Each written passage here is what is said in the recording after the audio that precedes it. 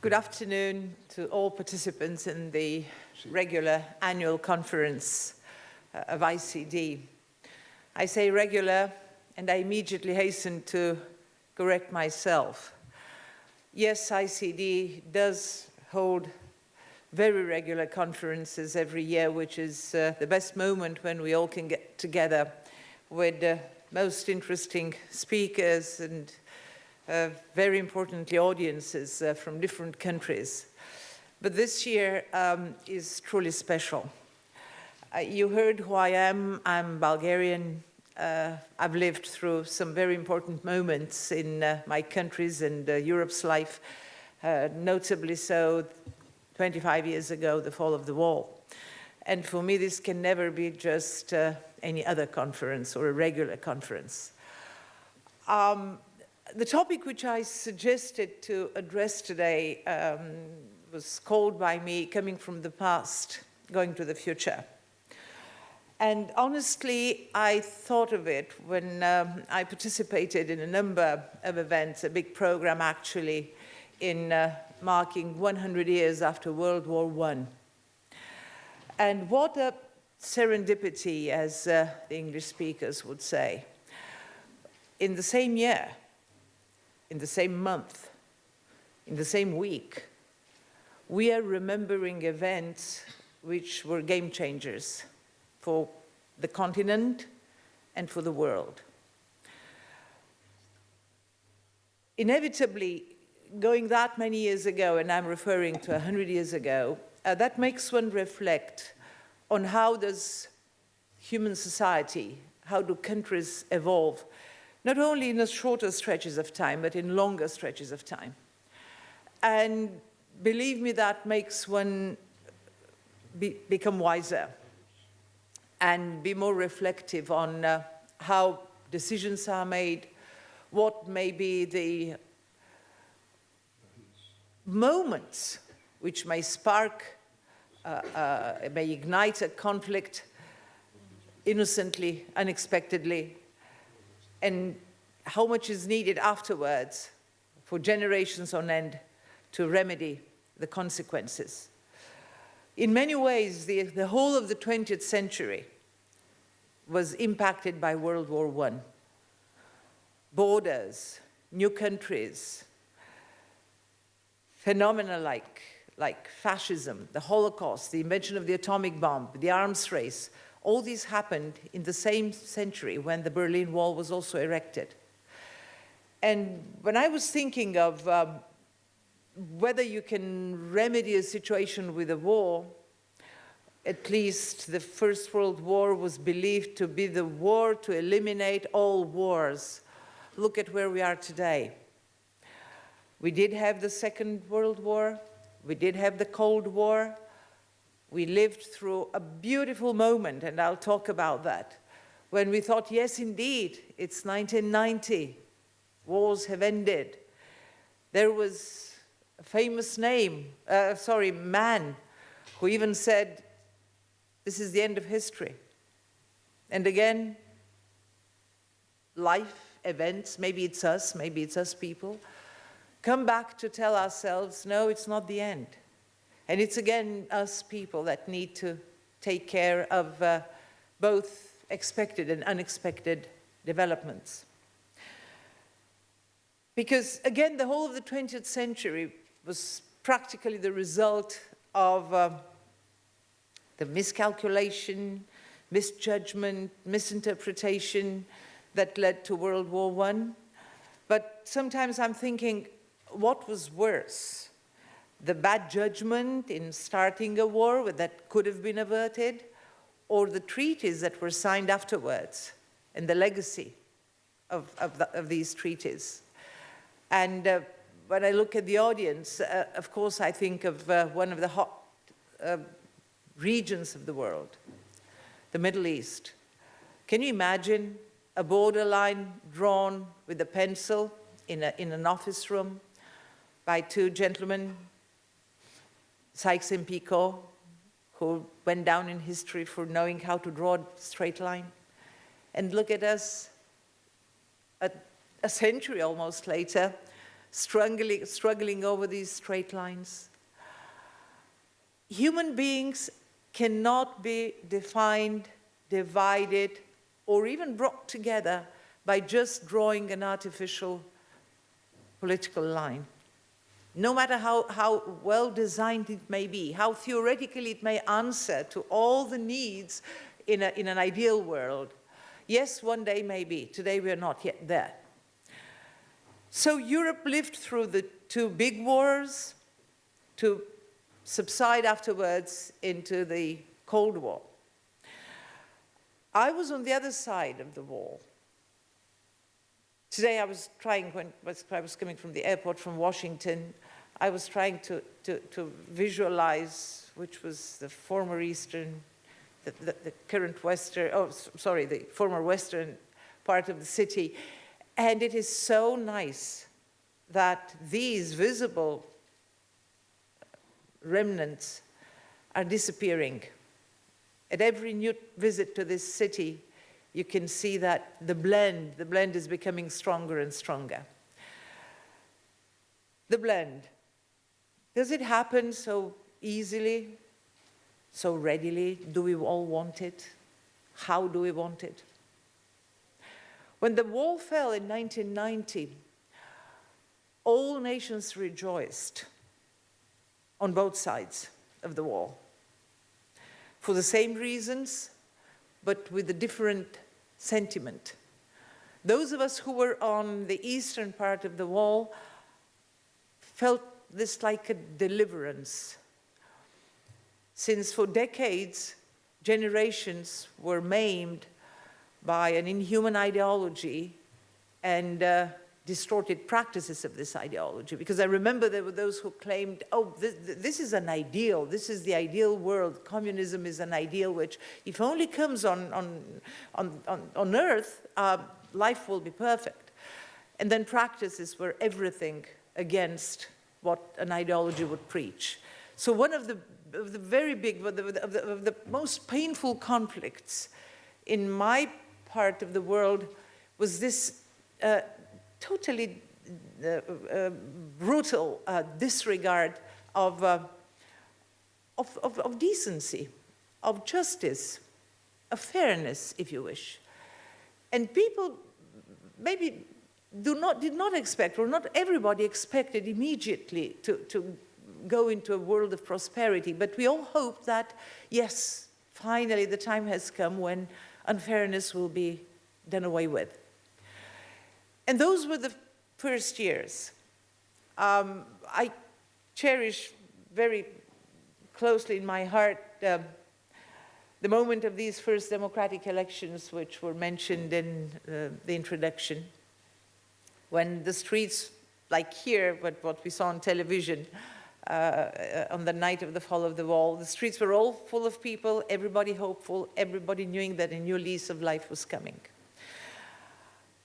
Why I'm saying that it's important to never forget the past, because that very pure emotion and hope at the beginning had to also meet realities. The easier part was the political change.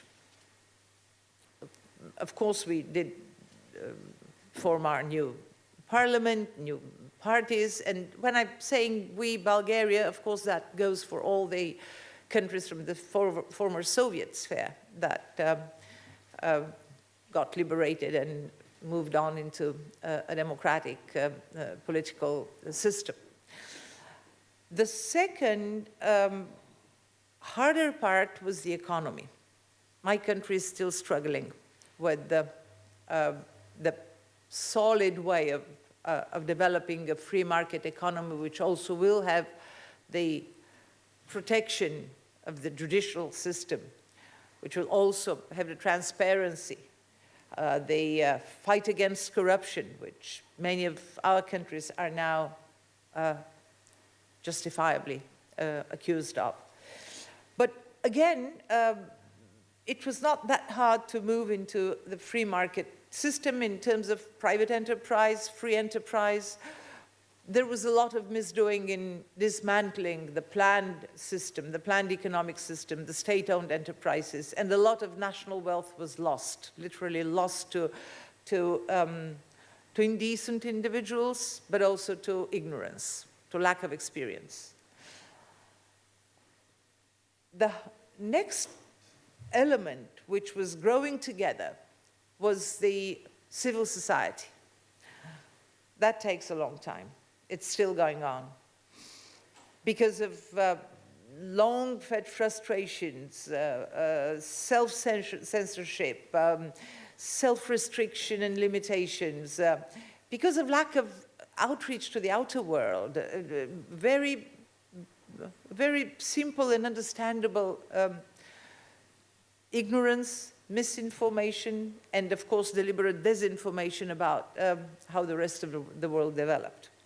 But that has also been developing in a good, steady pace with so many non-governmental organizations, practically in every human endeavor.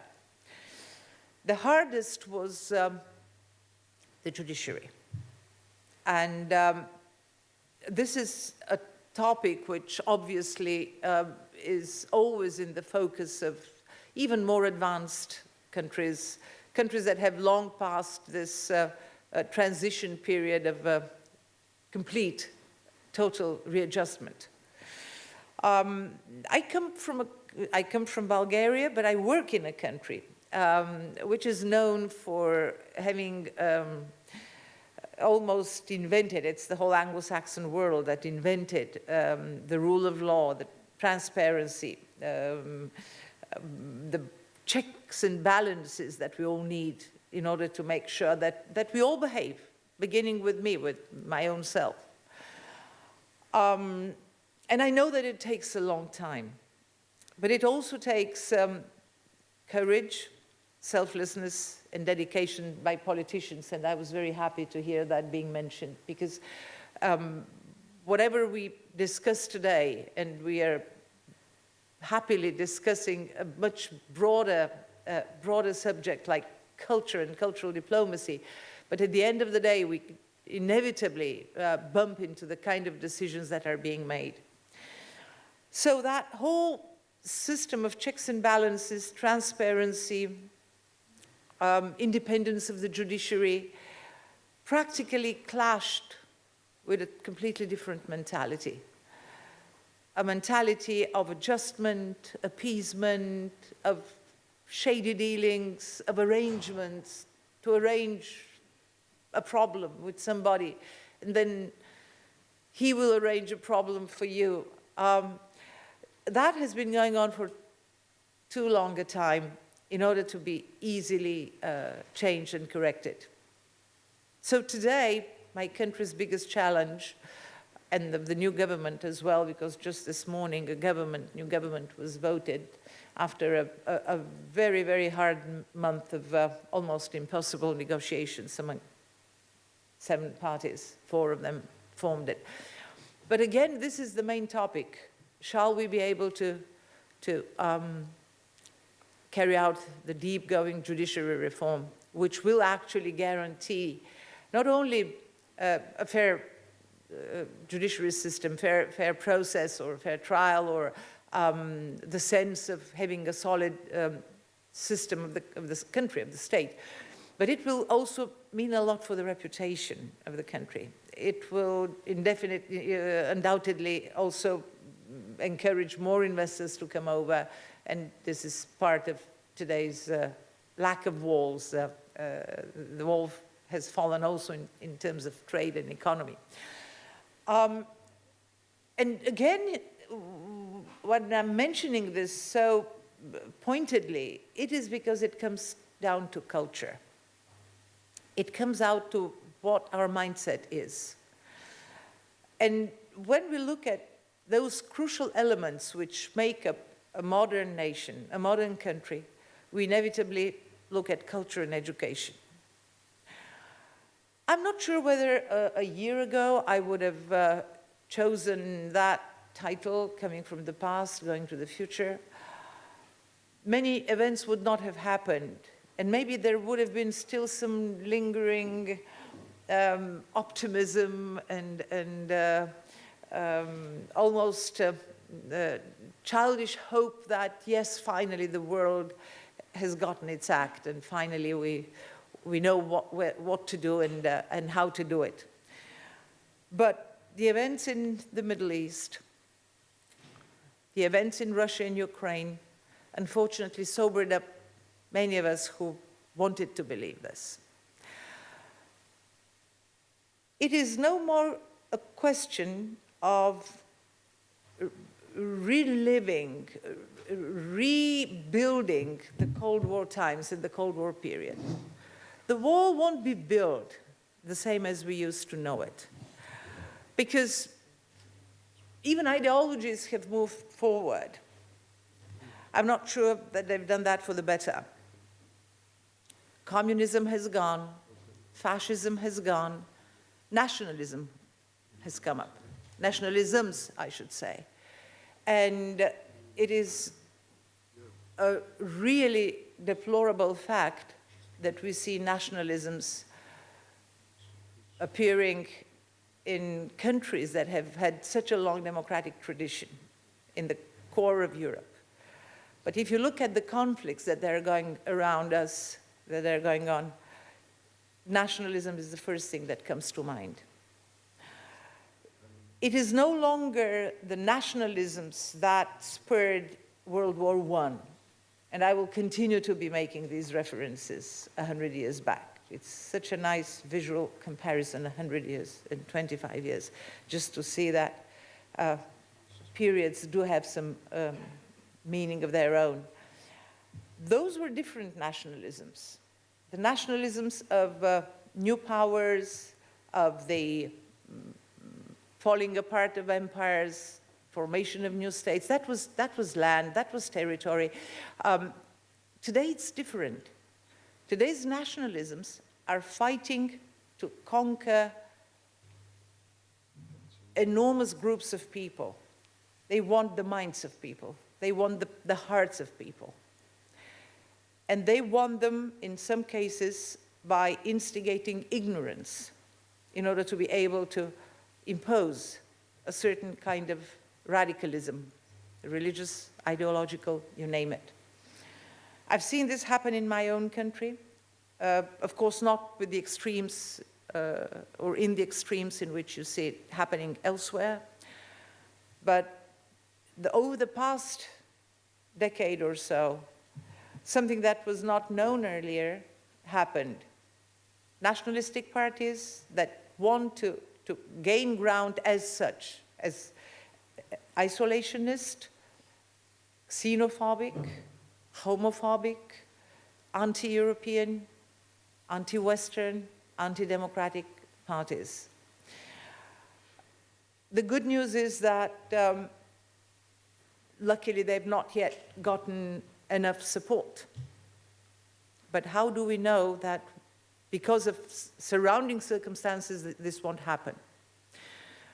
As I say, this is already a trend to be traced down in the whole of Europe. Is war a solution? Can we have a war of the type of the previous ones? Again, claiming that this would be a war that will make all other wars impossible? No, I think we've wisened up enough at least to realize that. And again, I was so interested in listening to my previous fellow speaker. It is all education and culture. We should make everything possible that no walls are erected in that area.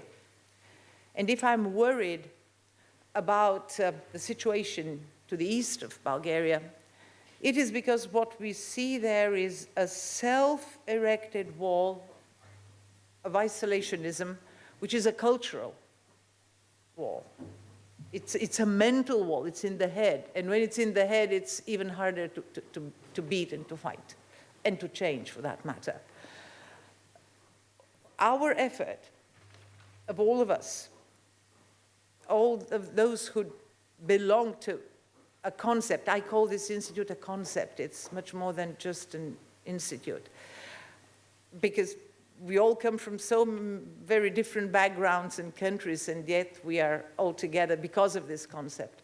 So the big call, the big challenge, and the big goal of the concept of cultural diplomacy is to make sure that we won't nourish impossible dreams, that we will be more realistic in designing our living together, recognizing the differences, educating each other about our differences, being patient, respectful of our differences, and really arranging our lifestyles in a way which won't contradict the well-being of our countries, hopefully, and for the better, in a much bigger community of like-thinking nations. Thank you.